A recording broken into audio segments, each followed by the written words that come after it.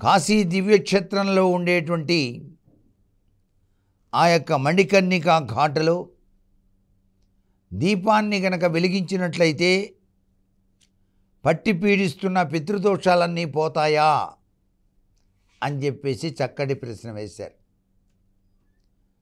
అసలు కాశీ దివ్యక్షేత్రాన్ని దర్శించినప్పుడే మనకున్నటువంటి కర్మ విధ్వంసనమైపోతుంది. కాశీ వెళ్ళటం అనేటువంటిది మాటలు కాదు, ఎన్నో జన్మ సుకృత పుణ్యాలు చేస్తేనే ఆ కాశీ దివ్యక్షేత్రంలో అడుగు పెట్టడం జరుగుతుంది.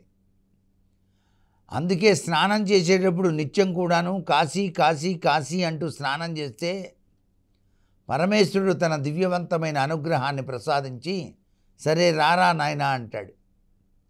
అప్పుడైనా వెళ్ళటానికి ఒక వ్యక్తి మనకి అండగా దొరుకుతాడన్నమాట. కాశీ దివ్యక్షేత్రాన్ని దర్శిస్తూనే అక్కడ ఉన్నటువంటి అద్వితీయమైనటువంటి లక్షణాల్ని అవగాహన చేసుకుంటూ సరిగ్గా 12 గంటల నుంచి 2 గంటల మధ్య ప్రాంతంలో ప్రతినిత్యం మణికర్ణికా ఘాట్ అని చెప్పేసి ఉంటుంది. అక్కడ పవిత్రవంతమైనటువంటి స్నానాన్ని గనక ఆచరించినట్లయితే ఆ సమయంలో దేవతలు, పితృదేవతలు మన కంటికి కనిపించని రూపంలో వచ్చి తీరుతారు. మనకున్నటువంటి దుష్కర్మల్ని తొలగిస్తారు, పితృదోషాల్ని పారద్రోలుతారు అని చెప్పేసి శాస్త్రం. అందుచేతనే అక్కడ స్నానం చేసేటప్పుడు తెలియకుండానే మన శరీరాన్ని మెత్తగా తాకినట్టు అనిపిస్తుంది ఎవరో. అంటే ఆ భావన రావాలి. ఆ మణికర్ణికా ఘట్టంలో దాగిన పరమార్థ లక్షణం. అలా వెళ్ళి అలా మునగగానే మన శరీరాన్ని మెత్తగా తాకినట్టు అనిపిస్తుంది. అంటే ఏమిటన్నమాట, ఆ యొక్క స్వర్గలోకంలో నుంచి వచ్చినటువంటి మహాపురుషులు మన శరీరాన్ని తాకారు. మంచిదిరా నాయన, వచ్చావా ఇన్నాళ్ళకి, నా వంశంలో పుట్టినందుకు వచ్చి ఇక్కడ స్నానం చేస్తున్నావా అని పితృదేవతలు ఆశీర్వదిస్తారన్నమాట. పితృదేవతల యొక్క శాపం ఏదన్నా ఉన్నా కూడా తొలగిపోతుంది. ఒక్కొక్కళ్ళు ఉంటారు, నేను అసలు పెళ్లి చేసుకోను అని చెప్పేసి. పెళ్లి చేసుకోకపోతే పితృదేవతలకి స్వర్గలోక ప్రాప్తి ఎట్లా వస్తుంది? రాదుగా. వాళ్ళు ఎప్పుడు కూడా ఆత్మలు తలకిందులుగా వేలాడుతుంటాయి. అప్పుడు వీళ్ళకి మోక్షం కలగాలంటే ఆ వంశానికి చెందిన ఇతను పెళ్లి చేసుకోవాలి, పిల్లల్ని కనాలి. వివాహ వ్యవస్థ అనేది తక్కువగా అంచనా వేయడానికి వీల్లేదు.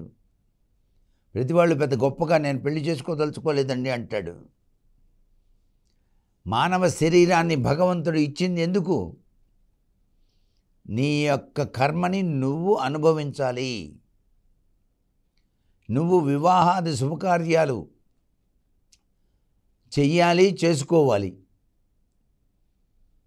నీ యొక్క బాధ్యతలను నెరవేర్చినప్పుడే పితృలోకాల్లో ఉన్నటువంటి వాళ్ళకి పుణ్యం వస్తుంది, వాళ్ళు స్వర్గతుల్యంగా ఉంటారు. లేకపోతే అధోగతి పాలవుతారు వాళ్ళు కూడా. ఆ ఆత్మలు శాంతించవు.